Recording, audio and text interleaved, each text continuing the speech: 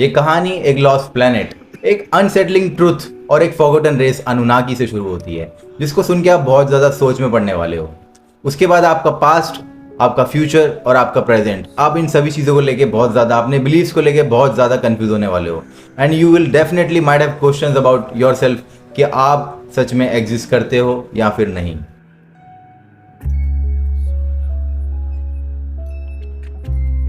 हम में से हर किसी ने ये बात ज़रूर सोची होगी कि हम क्यों हैं इस दुनिया में, इस धरती पर हम क्यों हैं। अगर हम रिलीजन की बात माने तो हमको भगवान ने बनाया। According to the science we come from the evolution. But what if I tell you that we are just a failed experiment that has done from the ancient aliens called Anunnaki, a cosmic test, a genetic failure. So let me take you to the rabbit hole, and once you know this, there is no going back. So just stay there and watch this video carefully.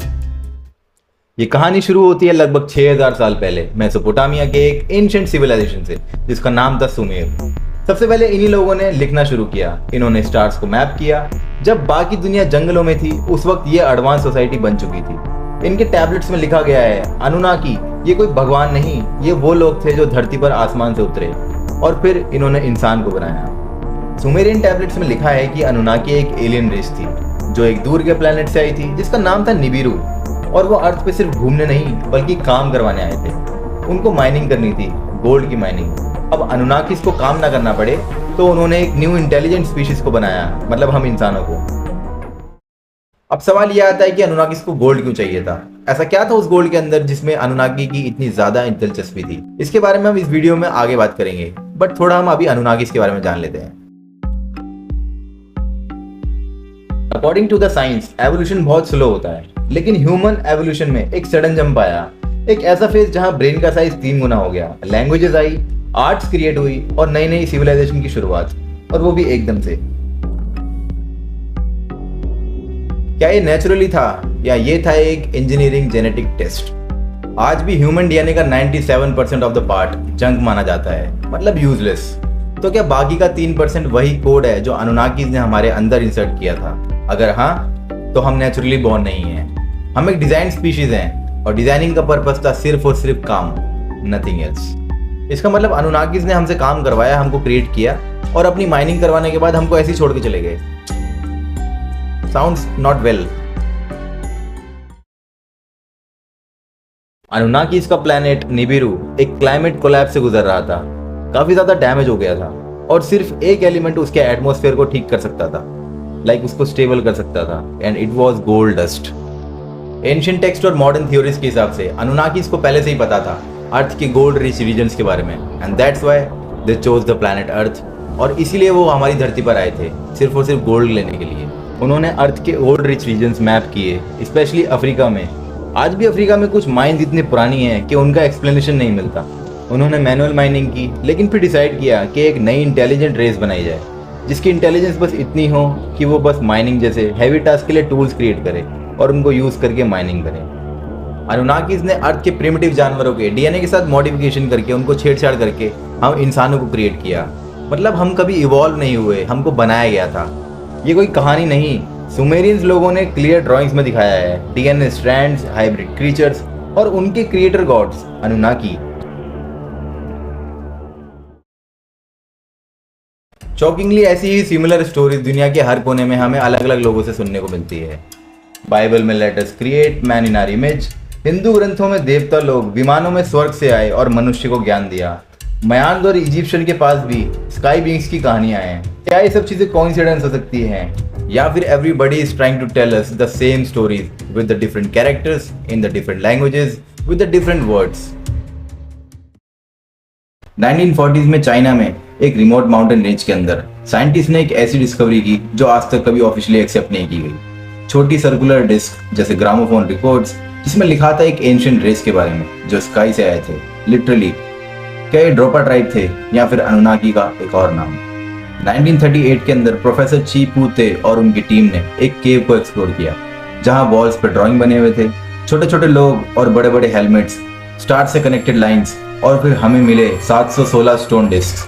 Her disc पर एक spiral groove बना हुआ था, जैसे किसी ancient CD के अंदर कुछ डाटा स्टोर हो। ग्रूव्स को डिकोड करने में साइंटिस्ट को 20 साल लग गए, और जब ट्रांसलेशन आई सब शॉक में थे। डिस्क में लिखा था कि एक एलियन रेस ने क्रैश लैंडिंग की थी अर्थ के ऊपर। वो ड्रॉपा थे और उनकी स्पेसशिप माउंटेन्स में क्रैश हो गई थी। वो ह्यूमंस के साथ मिलकर जीने लगे, लेकिन कभी उनको आउटसाइडर्स के रूप में देखा नहीं गया।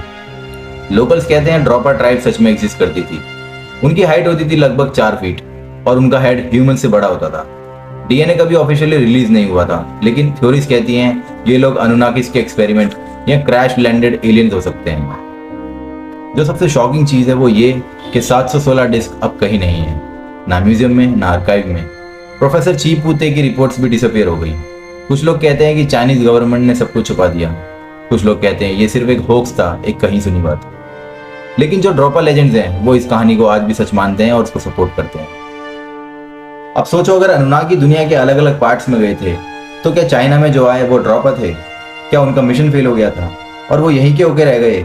लेकिन उनके बारे में कोई मेन डॉक्यूमेंटेशन तो आज भी हमारे पास नहीं है और ये कहानियां आज भी उनको जिंदा रखती हैं। ये कहानियां हमेशा कुछ ना कुछ अपने अंदर कुछ छुपा कर रखती हैं।